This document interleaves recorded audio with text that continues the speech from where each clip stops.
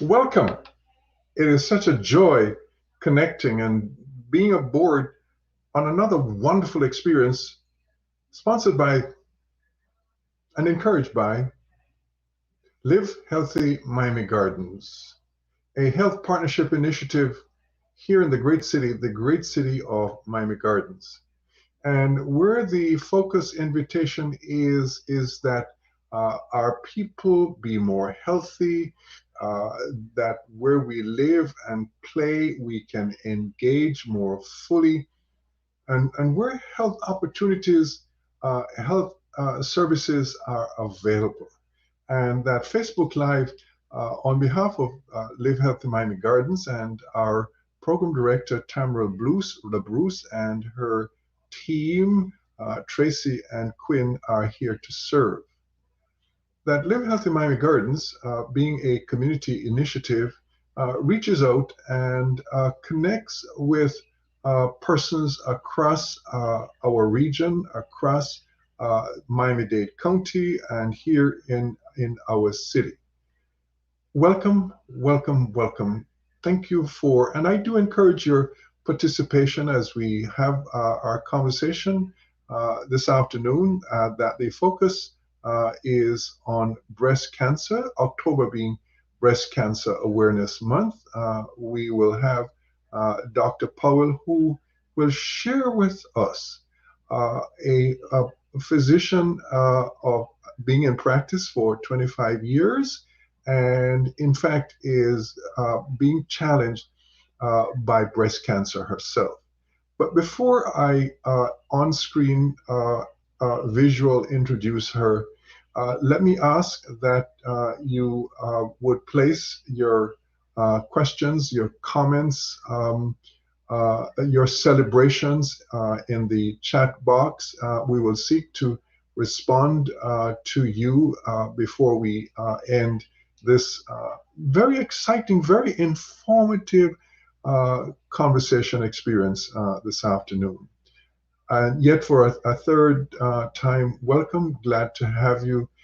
Let's go right into this being Breast Cancer Awareness Month. And I introduce to you Dr. Michelle Powell. Dr. Powell, welcome. Glad to have you. Thank you so much, Father. I'm so happy to be here, happy to share, and I'm so very happy about what Live Healthy Miami Garden is doing because I was there in the initial startup with the organization, and I'm so proud of all the things they're doing, especially the fact that they're going to be offering breast cancer screenings at Jesse Trice. Please, anyone out there, pay attention to the locations, and if you haven't gone for yours yet, please make sure you do get your screening done. Dr. Powell, you said you were part of Live Healthy Miami Gardens initiative from the very initiative, and I Yes, do at the very beginning. yes. What was it? What was it like back then? You know, and It's so funny. That like back then, I think it's going on almost 5 years now. And we were meeting of the minds. I think Miami Gardens is such has a wealth of people, and but there was a dearth of organized care, organized care for the needs of that community. And I love that Live Healthy Miami was about creating an organized care around drugs and alcohol, access to family medicine and mental health, physical health, incorporating walks and all the things that can encourage wellness. So at that time, it was a meeting of the minds in the beginning of all the things and how we're going to organize everything to have the outcome of a much healthier community. And we're on our way. It's definitely on its way. And now they've added the component of spirituality and encouraging health and wellness in the religious organizations and their participation. you have covered very much. Yes, the beginning startup of this initiative, and you have signaled the kinds of I have to use the word impact and how impactful Live Healthy Miami Gardens has been and is, and with a great hope of continuing to make a difference in this our city, starting with the 115,000 residents, Yes. as well as those who work and play and worship here in our great city of Miami Gardens. Then to you're with Powell Health Solutions. Can you say a little bit about that work that you're Yes. doing at Powell Health Solutions? I've been a family physician for over 25 years. The company Powell Health Solution is a healthcare company that was my brainchild many years ago because I wanted to give healthcare, but not just provide band aids. I wanted, and the key word in the name is solutions. I wanted patients to come to a place where they were not just going to get band aids for problems, but knew they were coming to a place that a team would be working to come to solutions. And our saying is from average to excellent. Our goal when you come to Powell Health Solution is to take you from wherever you are and take you to a higher place, um, from average and hopefully onward to excellent health. So, where you can see yourself as part of the body of Christ, but also made in the image and likeness in Christ, and empowering people to take advantage of their health, to take on information that will take their health to the next level. So that's what Powell Health Solution is about. We see people from, we see children all the way to seniors, all ages, addressing all things from women's health, men's health, hypertension, diabetes. And now we have been working with cancer and renal conditions and so much more, so much more. Thank you very much. I just wanted to set the backdrop, appreciating, welcoming you in this conversation. That those who are presently online or those who will engage later will know that there is a reality to making a difference. And here is the reality, and we're going to keep it real this afternoon. Now, before we jump into breast cancer, can you share where is Powell Health Solutions located? Powell Health Solutions located at the Golden Glades. When you come off the Golden Glades across from Jackson North, if you make a right off of at the Toyota dealership on Second Avenue, our address is 16400 Northwest Second Avenue, Miami, Florida 33169. And if you missed that, you can go to our website at phsflorida.com, or you can follow me on Instagram at Dr. MC Powell, or Facebook, where you'll also see the address. And our phone number is scrolling by at the bottom of our live feed today. And so, thank you all again for sharing this conversation, and in which we're keeping it real, so that we're talking of someone who is invested, somebody who is committed, somebody who has a heart in health caring with and for in a wholesome, integrated way. So let's, if we may, move on into October is Breast Cancer Awareness Month, in which there continuing to be as many initiatives to bring awareness. What is breast cancer, Dr. Powell? Wow. In fact, in answer to your question, Father, I want to take it a little wider because I think that's probably the best way for people to understand cancer. When you think of cancer, not just breast cancer, but cancer in general, what we're talking about is your cells that are supposed to be regulated.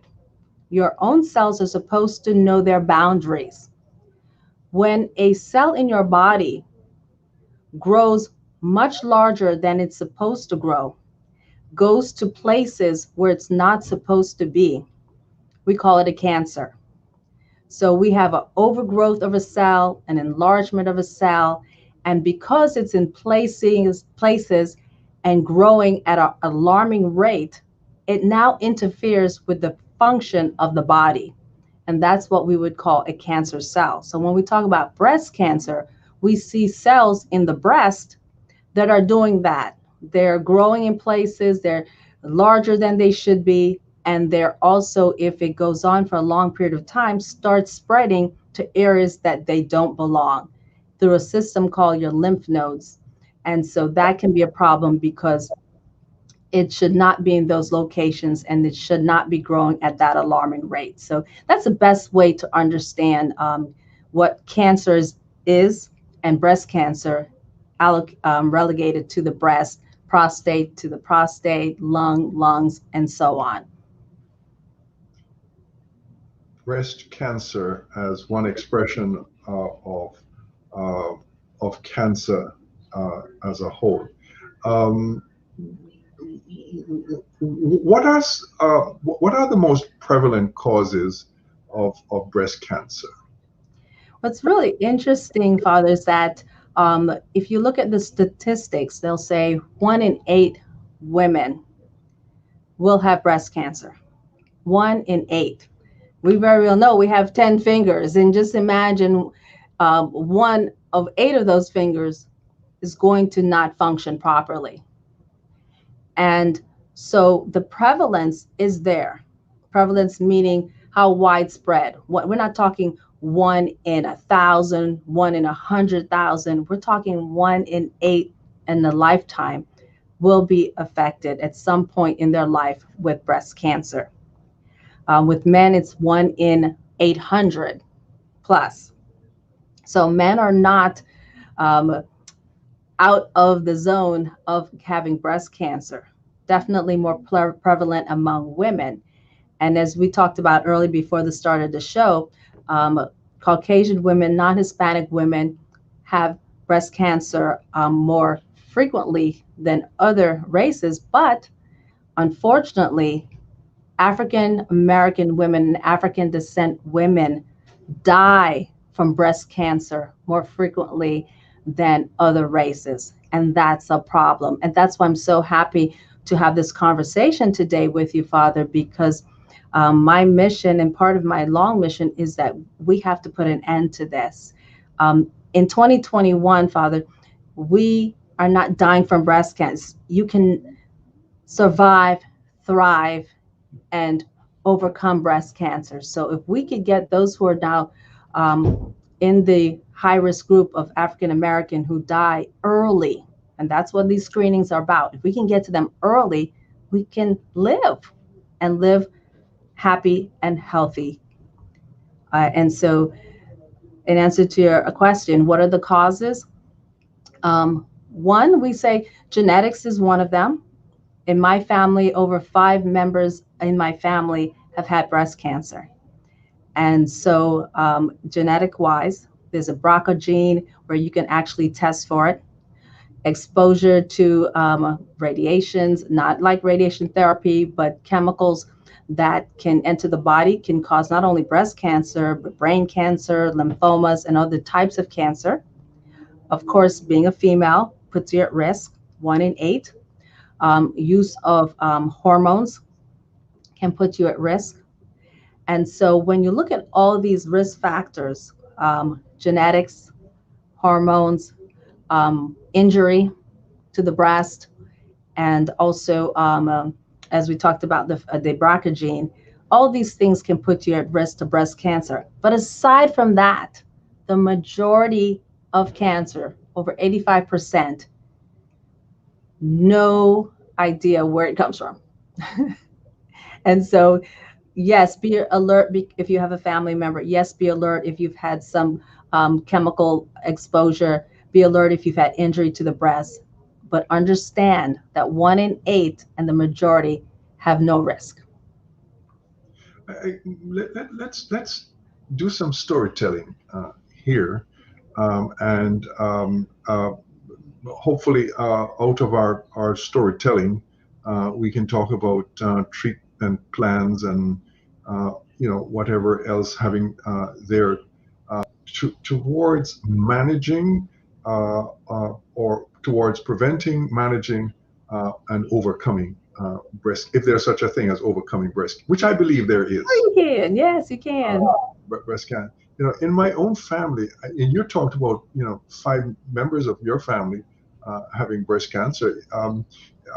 That certainly has occurred in my own family, and I think of one family member, and this for me is a jump up joy of a story. Uh, she was not yet 30 years of age. Wow. She had gone for her mammogram, diagnosed with breast cancer.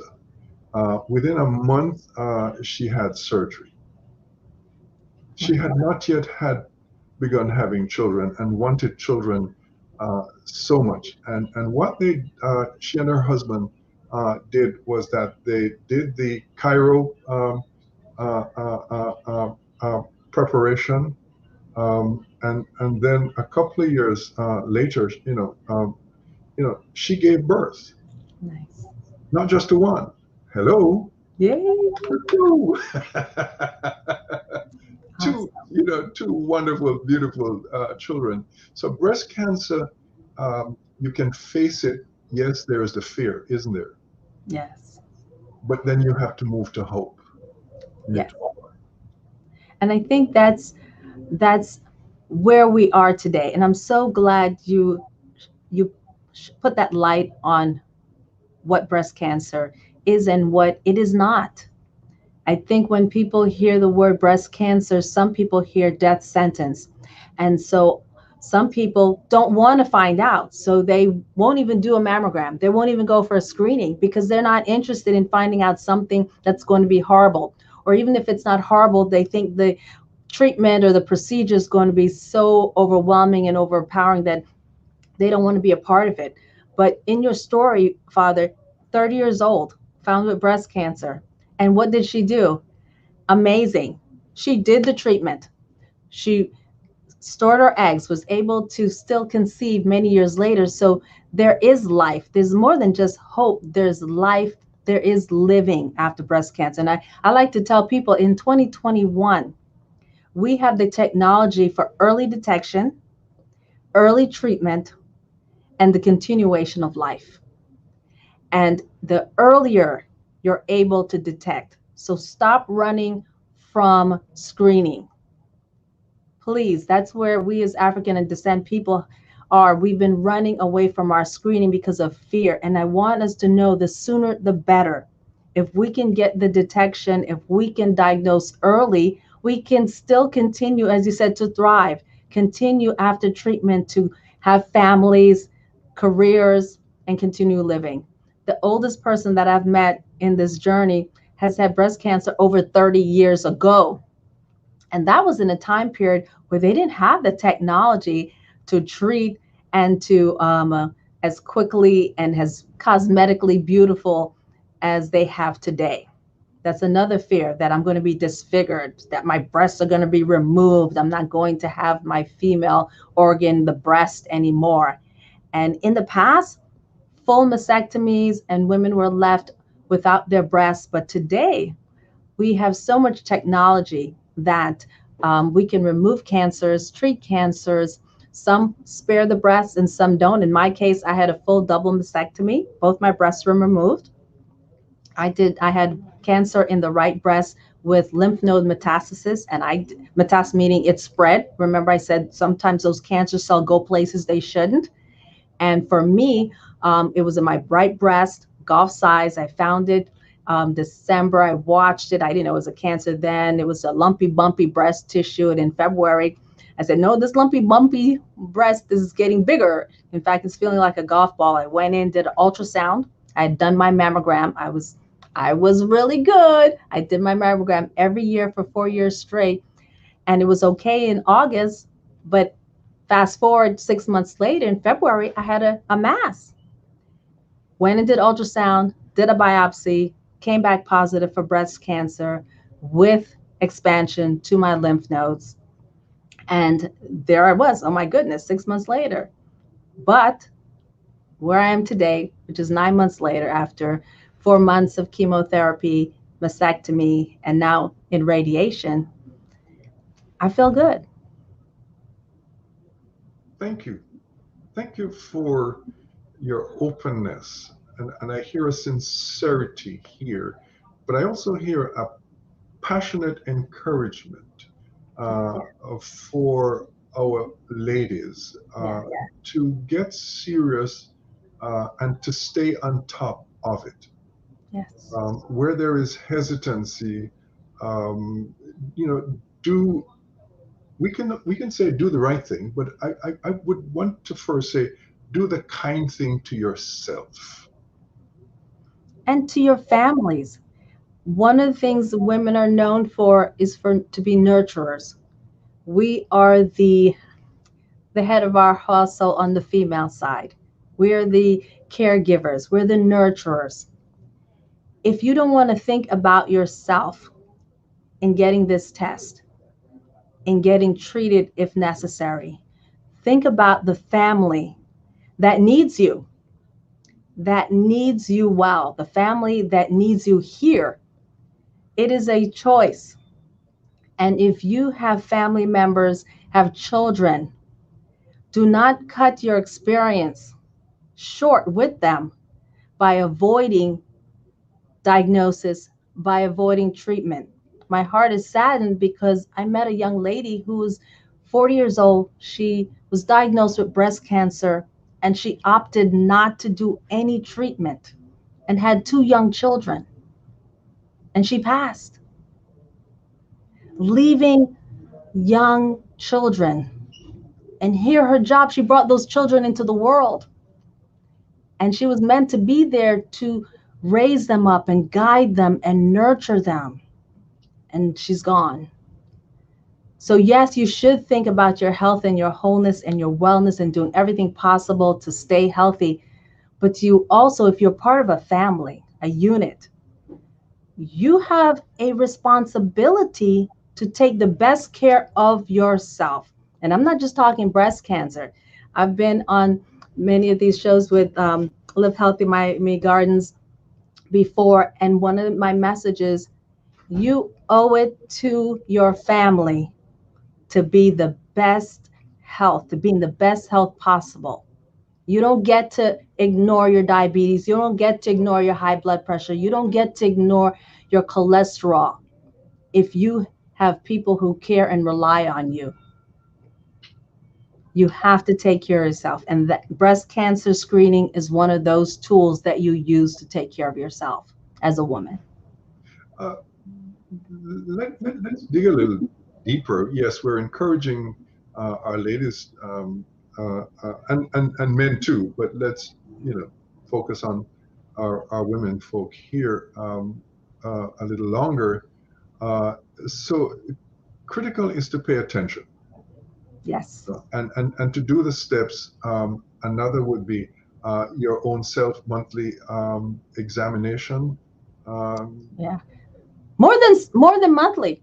Every time you jump in the shower, as you're soaping up your breast, examine them, feel them. Same thing with gentlemen. When check the testicles, check in the groin area, make sure there are no new lumps and bumps.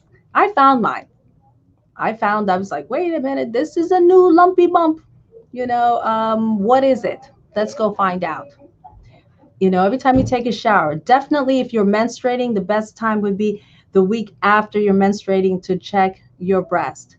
But get in the habit of, examining yourself head to toe, look at your skin. One of the things to look at with your breast, is there any what we call retraction? All of a sudden, the skin is pulling away or getting leathery. There's a change in the texture, in the color, or maybe it starts getting dark, or maybe it turns like an orange color.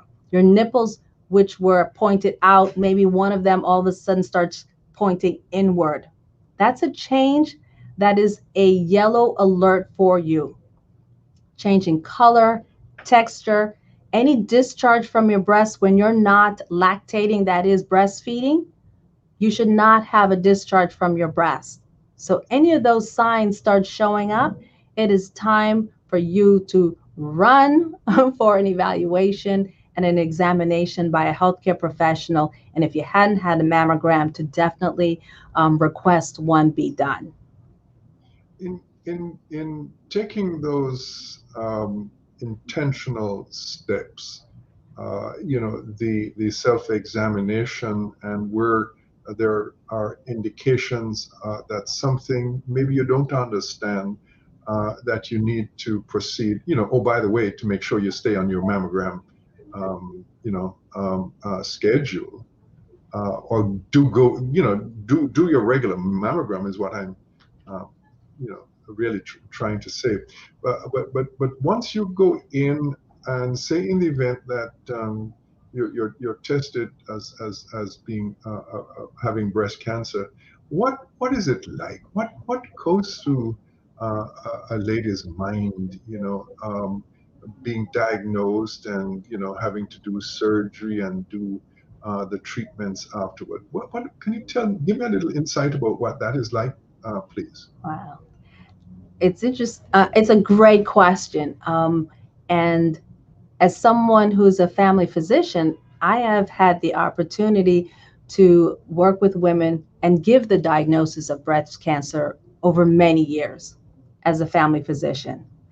And I will sit with women, and I can see on their faces, of course, it's a shock. No one wants to say or even believe that they have a cancer, something that is growing in their body that should not be growing. And so, of course, there's shock, and then, of course, there's some women, people who go through denial. It's not happening.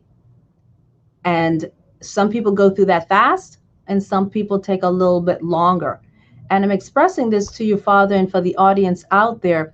If you are a partner, a family member, a cousin or relative with someone who's been diagnosed with breast cancer, it's a stage that they will have to go through. They have shock. There's fear because most people don't know the process and what they're going to have to do to get rid of this cancer.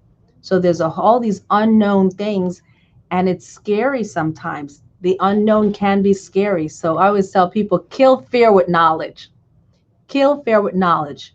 Read, talk to people. There are enough women who've had breast cancer. There's enough blogs out there. Start reading. But most importantly, guard yourself. We talked about it earlier, Father. My oncologist told me, Dr. Varkey, stay away from naysayers. Stay away from, oh my gosh, you got breast cancer, you're going to die. Oh my gosh, the treatment is horrible. Oh, it's going to be terrible. You're going to lose your hair. True. It can be avoided. There's cold caps that you can put on if you want to hold on to your hair.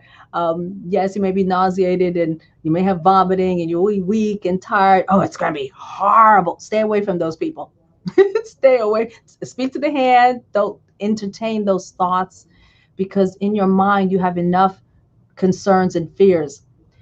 But yes, the experience is fear. Sometimes it's not happening, denial. And then there's a place where you says, okay. And hopefully, like myself, I'm like, okay, let's do it. Let's do what we got to do. And for me, I was like, because of my knowledge as a physician, I knew that there was treatment for breast cancer. I knew that I could survive breast cancer. I knew that it was going to be a journey. It wasn't going to be an easy journey, but I know, and I tell everyone, it does not rain always. It stops raining, you know, the fatigue, the pain, all those things, they go away eventually. And you can do anything for a short period of time, especially if you know at the end of the journey is wholeness, completeness, health, and wellness, and the continuation of the life that you desire.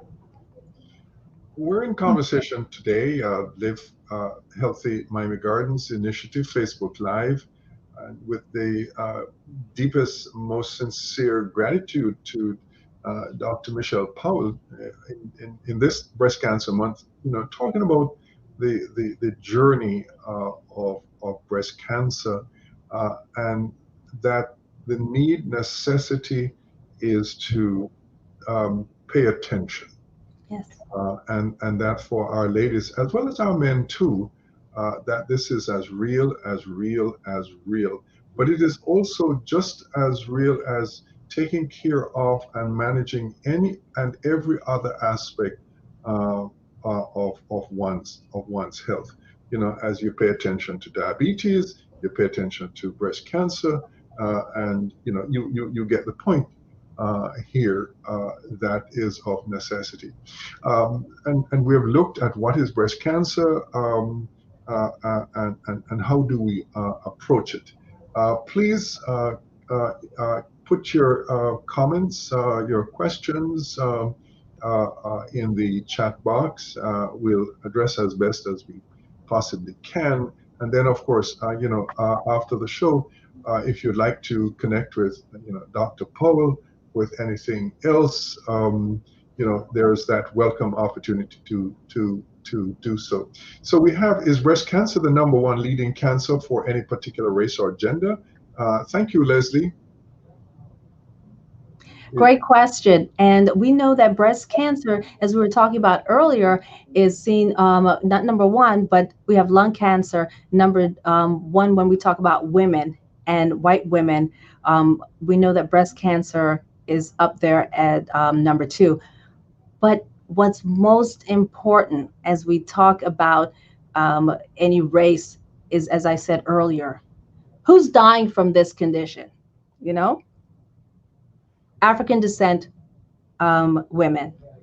And so we need to change that story because it's not necessary. It's not necessary. Yes, you can be diagnosed with it, but you should not be dying from it. You should be getting your diagnosis and getting treated and moving on to healing. So I think whereas one and two, being very prevalent among white women, and we're seeing it in Hispanic and Black women, we have to focus on that. You don't need to die from it, which is what is happening in African descent communities. You're right. You said you don't have to die from it. And here in the city of Miami Gardens, we do have opportunities for ladies to follow through and get their mammogram. You have here scrolling across the screen, free mammogram, free mammogram. On November 6th at the Betty T. Ferguson, sponsored by the Jesse Rice Community Center, and 305-856-4914. I'm going to let it screen. I'm going to point out that services are available by whomsoever, your primary care, other providers, but get it done, get it done, get it done. And that's a critical part of the experience of this October each year of Breast Cancer Awareness Month. One provider here in the city of Miami Gardens is Dr. Michelle Powell. You heard her say, a while ago, she is there for a comprehensive whole health, and she's about the business of solutions, and that include, pointing the way to be on the end of prevention, being responsive to care for breast cancer. Let me shift, Dr. Powell, and talk about the immediate family experience, of someone with breast cancer. What would you say and encourage between a lady who's managing breast cancer and her partner, her lover, her best of the best. Okay, I'm going over. Her bestie, right? Father, that's such a great question, and oftentimes we focus much of our encouragement for the person who is on the journey of breast cancer. And I would be amiss not to first thank my amazing family. My mother, who was at every opportunity to be at every single test, at every single doctor's visit. my fiance Darwin, who was also present, and my best friend Karen, and so a wealth of patience. I even had one friend of mine's friend who, when I was had my blue moment, came and took me outside and had me doing paint therapy. Never knew anything about paint therapy. Had me painting to lift my spirit. And as family members, understand that someone who is going through this journey where their life changes, all of a sudden you're going to the doctor like you're going to the supermarket. Every week you have a different doctor that you have to see, when you didn't have that before. Your sleeping difficulties, your sleep changes. For me, I've been sleeping up in bed for almost 9 months now because of the changes that happened in my body after surgery. I couldn't put my arms down. I couldn't lift. Everything hurts if I lay flat. And so, for family members who are there, one, supporting your family member by first being present.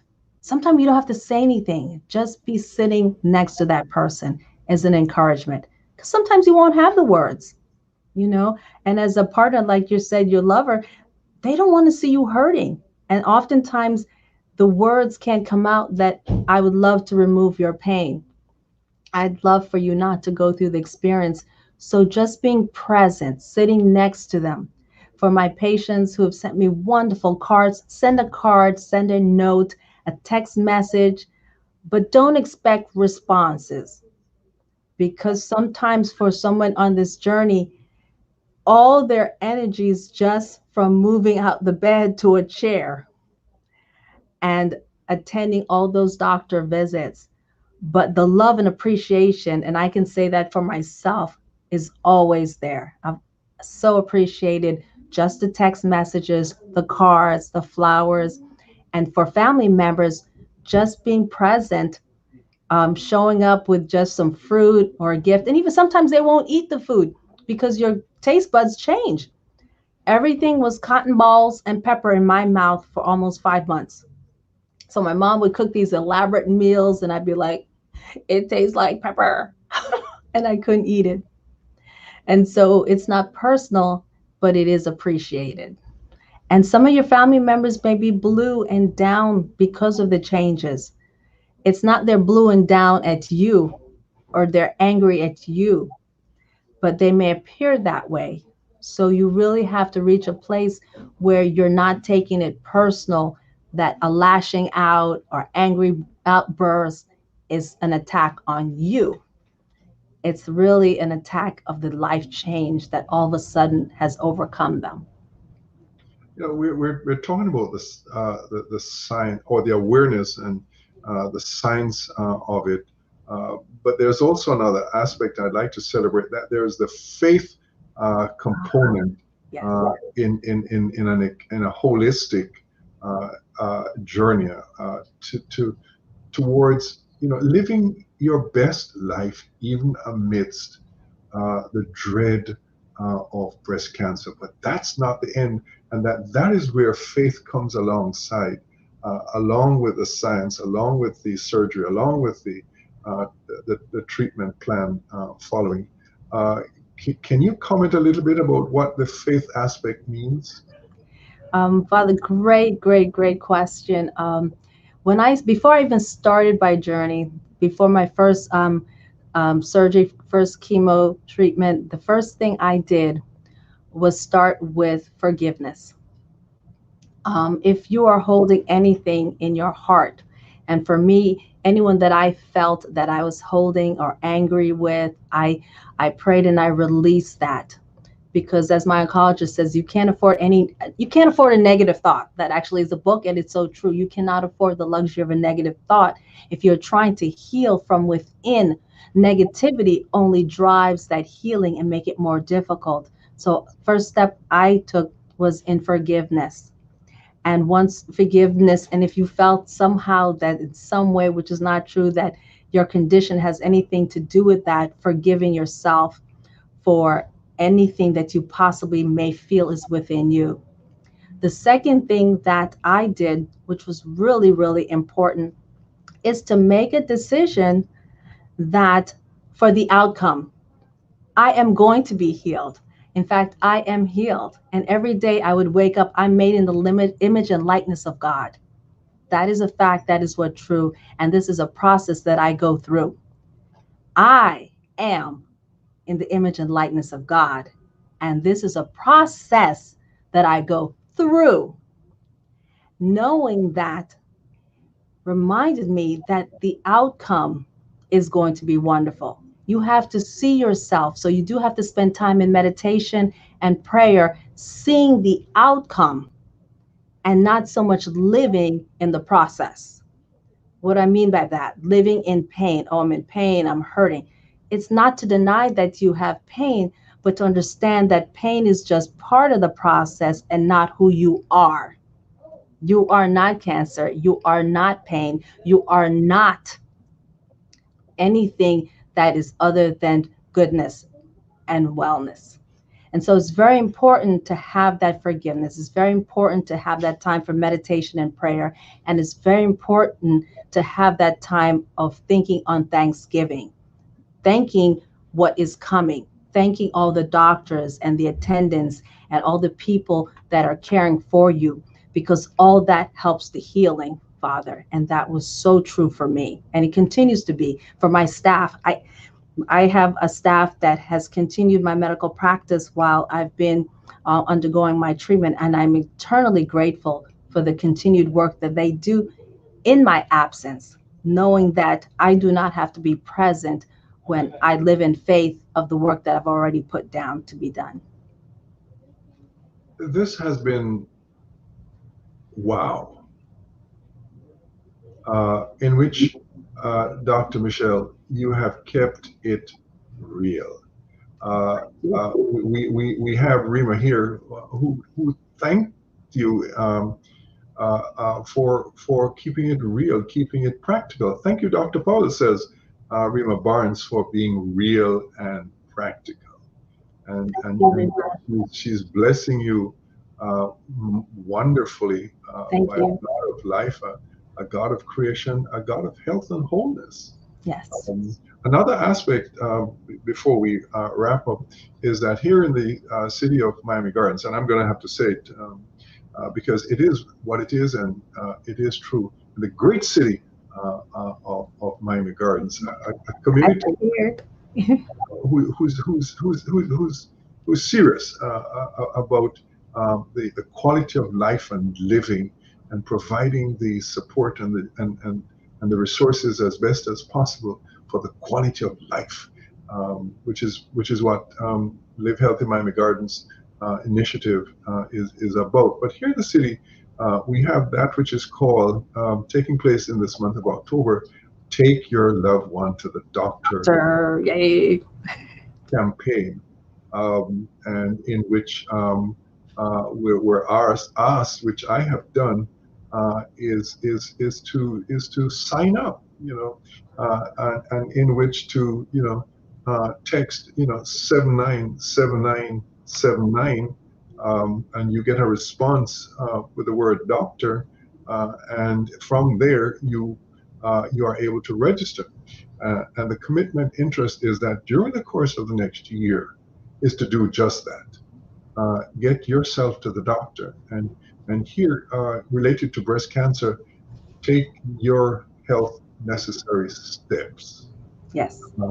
Beyond that is a commitment to taking a loved one to the doctor for whatever reason. And it may just be to take a friend, or to take a relative, or whoever, to the doctor to get a mammogram done. Yes. Do it, please, kindly. Do the kind thing. Boy, do I sound like a preacher now? I am a preacher. You're a preacher. Yes. Where I serve. And Father, in saying that, so many of us have vehicles.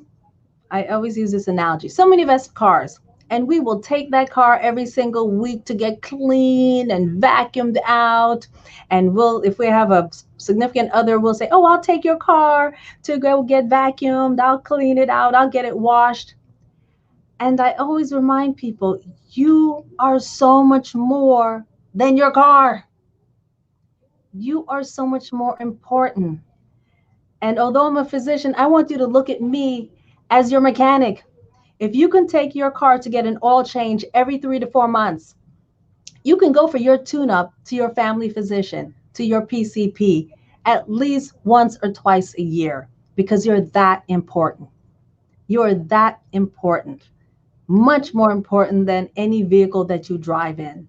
So please take somebody, take yourself, get your tune up, get your oil change, look at your blood levels, which will tell you which fuels are low, whether it's the blood sugars or the iron levels or it's your blood count. That's just a check on the fuels. That's all. Get the body examined as you would looking under the hood, and don't be fearful of taking care of the gift which is life, that is your body. Dr. Michelle Powell of Powell Health Solutions. Uh, Thank you, thank you for your presence and for your engagement and your kindness and your support, encouraging our community, encouraging our ladies, during this breast cancer awareness month, to be aware. I've said it any number of times. Kindly do the kind thing. And here's Leslie. Thank you, Miami Gardens, for providing this information to our residents. Thank you all for joining online. And can I step out and do this? Can I have a virtual applause? As I'm also doing it physically. With deepest gratitude to Dr. Michelle C. Powell for being here this afternoon. We do look forward. You've been a part of Facebook Live before, and look forward to your continuing connection in serving our community in Miami Gardens, continuing to be a place of health with a healthy people, knowing that yes, we're gonna make it. Yes. We can, and by God's grace, we're going to do it. Amen. Amen. So Dr. thank you. Powell, Thank you so much for having me. My appreciation to Live Healthy Miami Gardens. Thank you, Father Ward. I appreciate you having me. It has been my pleasure, and I look forward to seeing everybody getting their screenings as well as taking their loved one to the doctor. thank you so very much. Okay, Have a folks, have a good one. Have a good one. Have a good one. Goodbye.